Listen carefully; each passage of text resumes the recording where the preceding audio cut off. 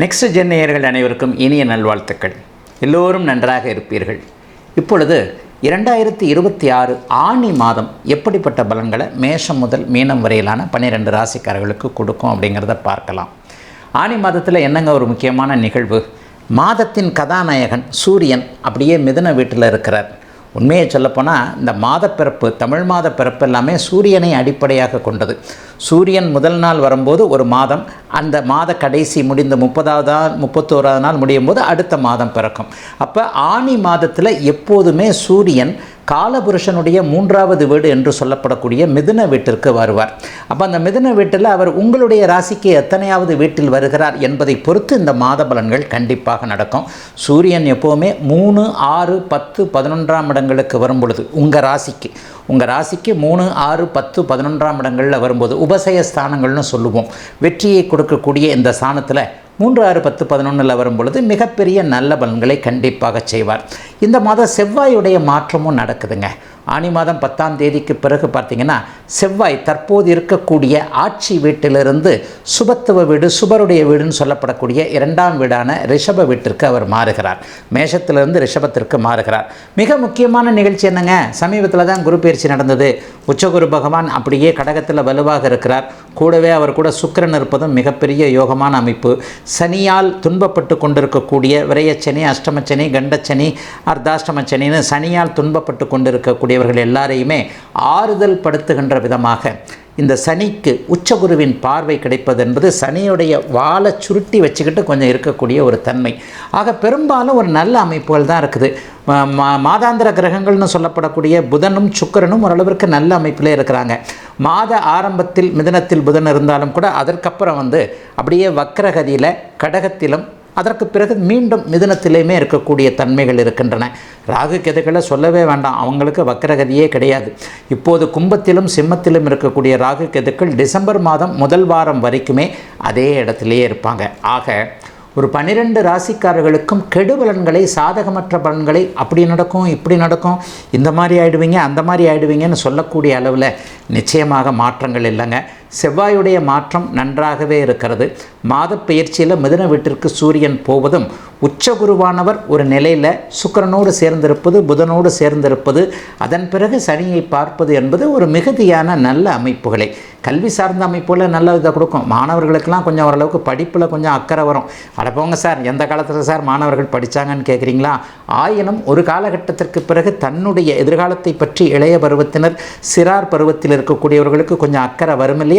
அந்த அக்கறை இந்த ஆனி மாதத்திலேயே வருங்க. போட்டிகளில் வெற்றி பெறக்கூடிய அமைப்பு இளைஞர்கள் எல்லாருக்குமே இருக்குது. ஆகவே எதிலும் கூடுதல் நிறைவை தருகின்ற மாதமாகவே அமைந்திருக்குதுங்க இந்த ஆவணி மாதம். மிகப்பெரிய சாதகமான அமைப்புள்ள கிரகங்கள் இருக்கிறனால பெரிய நன்மைகள் இருக்குங்க. இப்போது தனித்தனியாக மேஷராசியிலிருந்து மீனராசி வரைக்கும் 12 ராசிக்காரர்களுக்கு இந்த ஆனி மாதம் எப்படிப்பட்ட பலன்களை தரும் அப்படிங்கிறத பார்த்துடலாங்க. மீனராசிக்காரர்களுக்கு ராசிநாதன் உச்சத்தில் இருக்கிறார். 5ஆம் இடத்துல குரு சுக்கிரன் இருக்கிறாங்க. அதிர்ஷ்டஸ்தானத்தில் 2 சுபகிரகங்கள் இருக்கிறது என்பது முயற்சிகளையும் தாண்டி அதிர்ஷ்டம் என்பது இப்போது உங்களுக்கு இருக்குது அப்படிங்கிறத காட்டுது. உத்திரட்டாதி நட்சத்திரக்காரர்கள் ஒரு வருஷமாக நல்லா இல்லாமல் இருந்து இப்போ ஒரு 10-20 நாளாக நல்லா இருக்க ஆரம்பிச்சிட்டிங்க. ரேவதி நட்சத்திரக்காரர்கள் குறிப்பாக 1ஆம் பாதங்காரர்களுக்கு இப்போ அப்படியே கிரிகிரி ஆரம்பிக்கும். கிரிகிரினா என்னன்னு தெரியுமில்ல, லேசாக குத்துதே கொடையுதேன்ற மாதிரி ஒன்று சொல்லுவாங்கள்ல, இந்த மாதிரி லேசாக ரேவதி நட்சத்திரக்காரர்கள் 1ஆம் பாதம். நீங்கள் தான் மீனராசின்னு இல்லை, மீனராசிக்காரர்களுக்கு அப்பாவாக அம்மாவாக இருக்கக்கூடியவர்கள், குடும்ப உறுப்பினராக இருக்கக்கூடியவர்களுக்கே கொஞ்சம் நெகட்டிவான அமைப்புகள் கண்டிப்பாக இருக்கும். அவர்கள் இளைஞர்களாக இருக்கின்ற பட்சத்தில் 40-50 வயது தாண்டிய மீனராசிக்காரர்களுக்கு இந்த பலன்லாம் நடக்காது. உங்களுக்கு செகண்ட் ரவுண்டாக தான் 7.5 சனி நடந்துக்கிட்டு இருக்கு. ராசிநாதன் வலுவாக இருக்கிறது மிகப்பெரிய யோகம். எதையும் சமாளிப்பீங்க.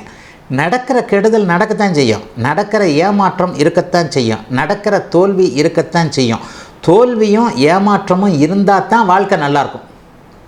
கெட்டது என்னன்னு தெரிஞ்சுக்கிட்டா தான் நல்லதை நீங்கள் இன்ட்ரெஸ்ட்டாக அனுபவிக்க முடியும். இதுதான் உண்மையிலேயே வாழ்க்கை தத்துவம். சனி பகவான் 7.5 சனி காலகட்டங்களையும் அஷ்டமச்சனி காலகட்டங்களையும் ஒரு மனுஷனை நம்ப வச்சு ஏமாத்துறது, நம்ப வச்சு கழுத்து இருக்கிறது, அதற்கு பின்னால் வரக்கூடிய வாழ்க்கையை நல்ல விதமாக அனுபவிக்கத்தான் அப்படிங்கிறதாங்க உண்மை. ஆக ஜென்மச்சனியின் ஆதிக்கத்தில் இருக்கக்கூடிய 20-30 வயதுகளில் இருக்கக்கூடிய இளைய பருவத்தினருக்கு இப்போது என்னுடைய பேச்சு கசக்கம், அடப்போயா நாங்களே நொந்து கிந்து செத்து சுண்ணாம்பா கிடக்கிறோம், இவர் வேற தத்துவம் பேசிக்கிட்டு இருக்கிறார் அப்படின்னு தோணும்.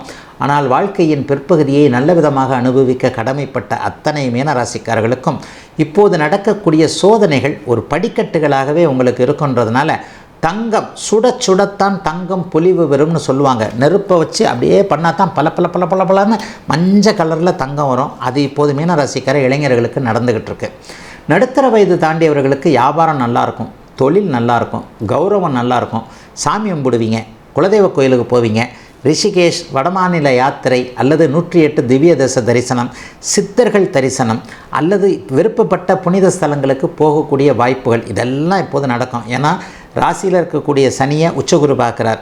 ஆன்மீக எண்ணங்கள் அதிகமாகும். இப்போ தான் தவம், தியானம், யோகா போன்ற பயிற்சி மையங்களில் ஈடுபாடுகள் வரக்கூடிய தன்மை, வியாபாரத்தில் ஓரளவிற்கு நல்ல நம்பிக்கையான உதவியாளர்கள் கிடைக்கக்கூடிய அமைப்பு, சோஷியல் மீடியாக்களில் நல்ல பேர் எடுக்கக்கூடிய அமைப்பு, சிலருக்கு அதிகார பதவி கிடைக்கக்கூடிய அமைப்பு, அந்தஸ்து, கௌரவம் போன்றவைகள் கிடைக்கக்கூடிய அமைப்பெலாம் நடுத்தர வயது தாண்டியவர்களுக்கு சர்வ நிச்சயமாக இருக்குங்க.